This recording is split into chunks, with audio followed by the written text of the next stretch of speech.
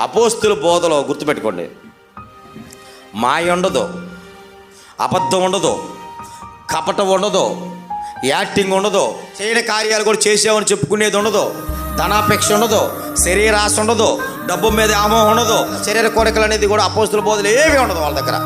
ఏవుడిదోల బోధలు అంటే ఒకే ఒకటి ఉండేది వాళ్ళ జీవితాల్లో. ఏంటంటే ఆత్మను పరలోకం చేర్చాలి, అదే గోలు వాళ్ళది. ఇంతగా మించి వాళ్ళకి ఏం ఉండదు. అపోస్తులు పిలిచి ఈరోజు మనం అడిగితే, అయ్యా మీకు ఏమైనా ఆశలు ఉన్నాయంటే ఒకే ఒక ఆశ ఉందంటారు వాళ్ళు. ఏంటయ్యా ఆశ అంటే, ఇదిగో నశించిపోతున్న ఆత్మలో ప్రభు చెంతకు చేర్చాలి, ఇదేనాయ్యా మాకు ఆశ అన్నారు.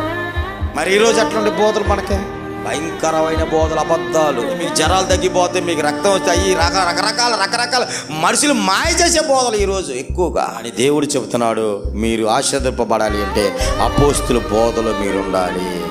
ఏ బోధలో పడితే ఆ బోధలు కాదు, అపోస్తుల బోధలోనే మనం ఉండాలి.